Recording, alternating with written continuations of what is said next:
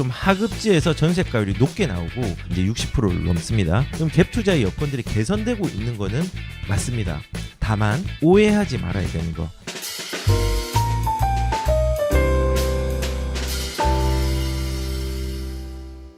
지금 서울 아파트 실거래가 지수 16개월 만에 최대로 상승했다고 합니다. 그리고 내용은 똑같은데 집 안 팔고 버티길 잘했다.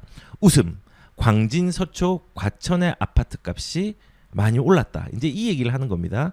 그래서 다시 돌아와서 서울의 아파트 실거래가 지수도 16개월 만에 최대 상승이라고 했는데요. 여기에서 우리가 오해하지 말아야 되는 거. 이 신문의 포인트는 뭐냐면요. 지금 신문에 나온 이 헤드라인과 이 모든 내용들이 지금 현재를 반영하는 게 아니라 2, 3개월 전의 상황들을 반영하는 겁니다. 왜냐하면 실거래가 지수라는 게 있거든요. 이 실거래가 지수 같은 경우는요. 2003년부터 시작이 되어서 이게 산정기간이 최소 2개월에서 3개월의 시차를 두고 발표를 해요. 그러니까 예를 들어서 이런 거죠. 6월 달에 실거래가가 집계가 된 결과물을 7월 말 되면은 완성이 되잖아요. 이 완성된 거를 통계화하기 때문에 8월 말 정도에 나온 겁니다. 중순 말 정도에. 그래서 두세 달 걸린다는 거죠. 그래서 지금 이 16개월 만에 최대 상승이라는 건요. 이미 7월에서 8월의 어떤 해석이 아니라 두 달, 석 달 전에의 시장들의 상황들을 얘기하고 있는 겁니다. 과거지향적이라는 거죠. 그래서 요거랑 마찬가지로 비슷한 내용인데 안 팔고 버티길 잘했다. 웃음, 광진, 서초, 과천. 2, 3개월 전에 상황들을 지금 매매 지수로 실거래가 지수로 이렇게 표현을 하고 있는 겁니다. 그러면은 우리는 이렇게 표현되는 걸 보고 지금 시장은 어떨까? 광진 괜찮습니다. 서초 괜찮습니다. 과천도 괜찮습니다. 그리고 지금 서울 아파트 실거래가 상승만큼 지금도 이게 유지되고 있는데 아마도 다음 달께 또 이제 집계가 되면은 요거보다 조금 더 올라와 있을 겁니다. 왜냐하면 지금 이게 이 폭들이 커지다가 아마 이 폭이 이렇게 커지다가 8월 달에 조금 8월 거래량들이 혹은 실거래가 지수가 나오면 조금 꺾일 겁니다. 왜 그러냐? 지금 8월 거래량들이 7월만큼 못 따라와 주고 있습니다. 7월하고 유사하게 나오거나 조금 못 미칠 가능성들이 매우 크게 집계가 되고 있거든요. 그래서 그러면은 큰일 난 거 아니냐라고 했는데 그렇지 않습니다. 일단은 지금 거래량 자체가 휴가철도 있고 그래서 비수기에 접어들면서 이제 누락된 거래의 어떤 심리들이 좀 있죠. 그래서 그런 부분들이 8월에는 좀 반영이 되지만은 이 8월에서 기본적으로 평균 거래량들을 좀 유지를 한다면 서울에서 나오는 평균 거래량들 한 6천 건 전후로 유지를 한다고 하면은 가격의 하락보다는 쉼이 있을지언정 유지는 계속되면서 올라갈 가능성들이 저는 더 크다고 생각을 합니다. 그래서 지금 이 실거래가 지수는 16개월 만 최대가 아니라 요게 이제 다음 달 되면 이게 두 달 전이라고 얘기했죠. 두세 달 전에 17개월, 18개월, 19개월까지 계속 갈 겁니다. 최대 상승이라기보다는 이 상승이 이어지는 부분들이 계속 만들어질 겁니다. 그러면 우리는 이 상황을 해석을 하려면요. 실거래가 지수가 아니라 지금 현재의 거래량들을 보고 그 거래량의 상승의 비율들이 얼마나 많은지를 따져보는 게 훨씬 더 중요합니다. 그래서 우리는 지금 이런 걸 봐야죠. 지금 일주일 전에 나온 거지만 이게 지금 상황이거든요. 서울 17개 자치구의 집값 상승 거래 비중이 50% 넘고 경기도까지 확산하고 있다. 그러면은 이거는 지금 뭐냐면요. 지금 현재를 얘기하는 거예요. 아까 서울이 지금 올라가고 있다가 아니라 이제 두 달이 지난 다음에는 지금 하급지까지도 옮겨 붙고 있는 상황이고 경기도의 확산까지도 어느 정도 일어나고 있다. 이제 이렇게 해석이 되는 거예요. 그래서 그냥 두 달 전 걸 보면은 지금 서울이 되게 많이 올랐네. 그리고 여기 보면은 광진, 서초, 과천은 올랐는데 이 보면은 수도권의 외곽 지역 26곳은 상반기에 실거래 가격이 떨어진 등의 양극화가 이어지고 있다라고 했는데 지금 아닙니다. 가격 차는 벌어지고 있지만요. 추격을 하는 시장으로 조금 바뀌었습니다. 수도권의 일부 지역들은요. 남북권하고 북부의 일부 물건들이나 지역들은 지금 이게 실거래가가 떨어지는 등의 양극화가 아니라 지금 퍼지는 상황. 지금 어떤 상황이냐. 이런 상황으로 지금 이제 점점 가고 있다는 겁니다. 그래서 지금 나온 신문은 현재 모든 신문들은요 현재의 가치를 반영하는 게 아니라 과거의 거도 지표로 나오는 게 있으니까 이런 부분들을 구분해서 신문을 해석하는 게 이제 필요하겠다라는 이제 말씀을 좀 드리고 싶습니다. 그리고 이제 매매가 말고 전세가는 지금 이제 가격적인 부분에서 어떻게 지금 해석을 할 수 있느냐? 서울의 아파트의 전세가율은 53.9%. 1년 8개월 만에 최고. 요것도 이제 1년 8개월 만에 최고네요. 이제 이게 구별로 보면은 강북구의 전세가율 자체가 거의 62%로 제일 지금 가장 높고 중랑구, 금천구, 성북구, 관악구, 은평구가 전세가율 자체가 이제 60%를 넘습니다. 그래서 좀 하급지에서 전세가율이 높게 나오고 고가 아파트가 많은 강남 상구에서는 전세가율이 40%대 유지하고 있습니다. 50% 미만으로 있습니다. 그러면은 지금 고가 아파트들이 안 좋은 게 아니냐? 그렇게 이건 해석을 하면 안 되고요. 지금 이 전세가율이 53%가 있는데 하급지는 가격 대비해서 전세가들이 평균적으로 고가 주택보다는 높은 편에 속하고요. 고가 주택 같은 경우는 여기는 뭐 이제 신축이냐 이거에 따라 다르긴 하지만은 실질적으로 지금 뭐 50% 전후로 가면은 이게 이제 정상적인 이제 전세가율이거든요. 그래서 그 정도로 원래 수치들이 강북하고 강남하고 다르다라는 거와 그리고 이거를 투자나 뭐 이런 걸로 전세가율을 접근을 하려면요. 전세가율이 낮은 강남권은요. 수익 규모에 타겟팅을 해야 돼요. 다시 한번 말씀드리면요. 수익률이 아니라 수익 규모를 타겟팅하는 전략들을 세워야 돼요. 왜냐하면은 전세가가 많이 좁아지겠지라는 구간들이 내가 예상한 뭐 70% 80% 안 올 가능성이 되게 큽니다. 그렇게 올라갈 가능성이 되게 적습니다. 반면에 전세가율이 높은 강북권은요. 수익률을 타겟팅을 하는 겁니다. 수익률을 타겟팅해서 내 재정에 맞는 물건을 찾는 게 되게 중요하다고 생각합니다. 경기도권도 마찬가지고요. 그래서 전세가율이 53%가 넘어왔고 1년 3개월 만에 최고라고 함은 지금 전세가율이 올라오고 있구나. 많이 올라오고 유지가 되고 있구나. 그리고 지금 임대차 입법들이 종료되어 가지고 그 종료되어서 신규로 맞이하는 전세 매물들이 이제 나오기 때문에 이 매물들이 전세가율을 아직까지 지지해 주겠구나. 그래서 이거는 유지가 될 테니 우리가 수익률과 수익 중에서 어떤 거를 선택하는 게 내 재정에서 맞는지를 확인하고 들어가는 시장이라고 고민을 하시면 됩니다. 그러니까 정리를 하면은 강남은 수익 규모에 타겟팅을 하는 겁니다.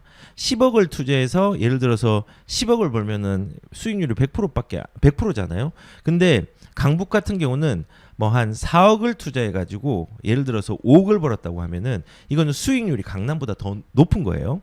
그래서 타겟팅 자체가 조금 다르게 이제 접근하는 부분들이 있다는 거. 그리고 강남에 누구나 들어갈 수 있는 게 아니기 때문에 내 재정에 맞는 걸로 이 수익률을 높이는 전세가율이 또 어떤 건지 무조건 전세가가 높다고 들어가면 절대 안 됩니다. 큰일 납니다. 그거보다는 이제 진보에 대한 영역이라든지 호재에 대한 반응이라든지 이런 것들을 꼼꼼히 따져서 들어가는 시장이라고 이제 저는 생각을 합니다. 그래서 전세가율 보면서 우리가 이런 지금 상황에서 해석을 할 수 있는 게 이런 거고요.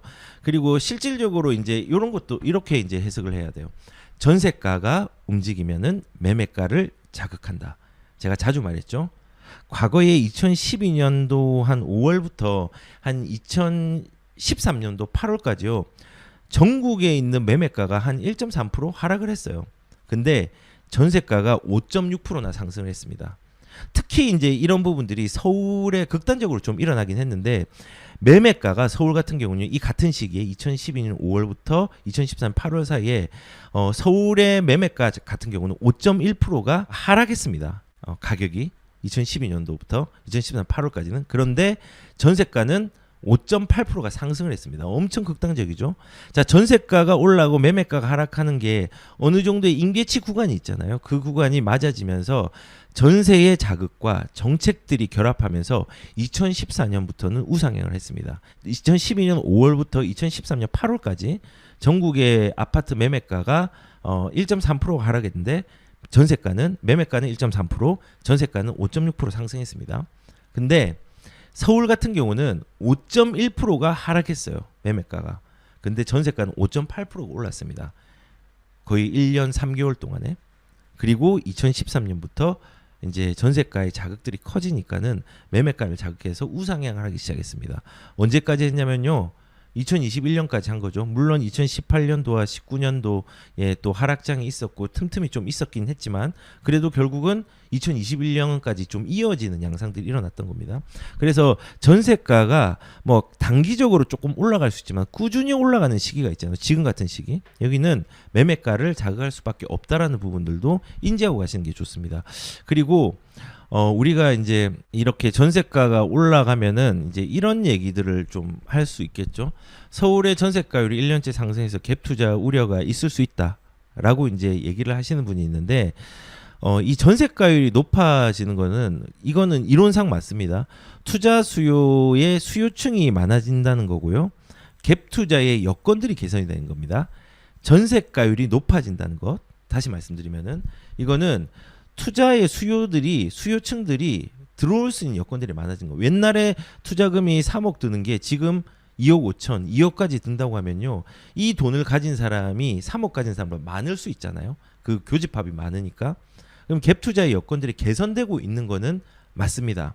다만 지금 갭 투자의 여건 자체가 아직까지 다주택자의 세금과 대출들이 완벽하게 풀리지 않았잖아요. 그리고 엄밀히 말하면은 비규제 지역의 2주택 중심의 여건들이 개선되고 있는 상황들은 맞습니다. 실거주나 2주택들은 왔다 갔다 할 수 있잖아요. 그래서 우선은 지금 갭 투자에 우려가 있다고 하는데 아직까지는 실수요장입니다. 그런데 전세가가 계속 자극을 하다가 수요층이 두터워지면서 여기에 뭐 예를 들어서 취득세라도 한번 이제 정상화가 된다라고 하면은 이때는 갭 투자가 진짜 많이 들어올 가능성들이 큽니다. 근데 우선은 우려할 사항은 아니다. 그런데 반면에 갭 투자라는 건요. 저는 임차 수요를 늘려주는 중요한 수단이라고 생각합니다. 갭 투자를 한다는 건 다주택자가 들어온다는 거잖아요. 시장의 가격을 안정화시키는 역할을 하는 다주택자가 들어온다는 건데 사실은 우려가 아니라 갭 투자가 일어날 수 있는 환경이 만들어진다는 생각이 발상의 전환들이 저는 필요하다 생각합니다. 아니 그러면은 투기꾼들이 몰려드는 거 아니냐라고 얘기할 수 있지만요. 투기가 아니라 오히려 다주택자가 많이 들어오면 시장의 안정화 역할을 합니다. 왜냐? 지금 정부에서 말하고 있는 것 중에서 제일 문제되는 게 뭡니까? 공급이 없다. 앞으로. 그래서 시장을 자극할 것이다. 라고 얘기를 하는데 갭 투자자들이 들어오거나 다주택자들이 들어오면요. 공급이 생깁니다. 공급은 여러 가지 종류가 있거든요. 실질적으로 신규를 공급하는 거랑 거래를 통해서 기존 공급들을 잘 일어날 수 있게 하는 역할을 하는 공급이 있습니다. 다주택자가 들어오면요. 임차에 대한 수급 문제들도 어느 정도 해결을 할 수 있는 여건이 되는 거고요. 그리고 매매에 대한 부분들도 거래량들은 조금 늘어날 수는 있지만은 실질적으로 다주택자가 들어오면은 나중에 시장의 가격들은 시장이 알아서 정화를 시킬 겁니다. 그리고 수요자들이 정상적으로 거래를 해야지 거래의 기회들이 많아야지 시장에서 시장의 기능을 할 수가 있습니다. 그리고 갭 투자가 많다? 이거는 전세의 안정화에 되게 핵심적인 역할을 합니다. 그래서 마냥 저는 정책으로 이 시장의 어떤 거래들을 막기보다는 이 공급이라는 부분들 지금 우리가 필요한 것들은 공급이라고 하면요. 거래를 온전하게 할 수 있는 여건을 만들어주는 게 장기적으로 그냥 착시적 신호를 보내는 공급보다 훨씬 더 효과 있는 정책이 될 수 있다고 생각을 합니다. 그래서 저는 정책도 시장에 맞는 정책들이 좀 이루어지는 부분들이 좀 필요하다. 근데 지금은 이제 겁나죠. 왜냐하면 지금 시장이 막 움직이고 있으니까. 정부 입장에서도 쉽게 이런 기존 거래들을 쉽게 풀려는 마음들을 좀 가지기가 어려운 것도 있다고 생각을 합니다. 근데 통증은 있고 약간의 어려움들은 있는 시기들은 분명히 지나갈 수 있지만요. 요 시기가 나중에 안정화에 더 큰 단단한 어떤 초석들을 마련할 수 있는 여건이 저는 될 수 있다고 저는 생각을 합니다. 그래서 지금 뭐 전세가율이 높다라는 걸로 우리가 해석할 수 있는 거는 전세가율이 높으면 매매가가 자극이 된다라는 부분들 그리고 전세가율이 높아지면은 이제 강남권하고 강북권하고의 수익 규모랑 수익률을 구분해 가지고 내 재정에 맞게 물건을 찾아 들어가는 게 이제 필요하다는 거. 예를 들어서 내가 3억이 있는데 3억이 있는데 10억 이상이 들어가는 강남에 들어갈 수는 없잖아요. 그리고 내가 20억이 있는데 굳이 수익률을 따져가지고 하급지에 갈 필요는 없습니다. 그래서 제가 재정에 맞는 물건을 찾아야 된다는 게 수익률이 유리한 사람이 있고 수익 규모 자체를 타겟팅을 해서 하는 게 유리한 사람이 있는데 이때 참고를 해야 될 게 이제 전세가율이죠. 이제 전세가율. 그리고 강남 같은 경우는 토지거래 허구이 지정된 곳은 아직까지는 이제 갭 투자를 못 하니까는 그런 데가 아닌데 위주에서 갭 투자를 할 수 있는 지역 중에서 내가 수익 규모를 올릴 수 있는 부분이 뭔지 한번 찾아보고 내가 돈이 조금 작다면은 전세가율을 통해 가지고 수익률이 타겟팅되는 물건들이 어디 있는지 이런 것들을 한번 살펴보는 게 좀 중요하다고 생각을 합니다.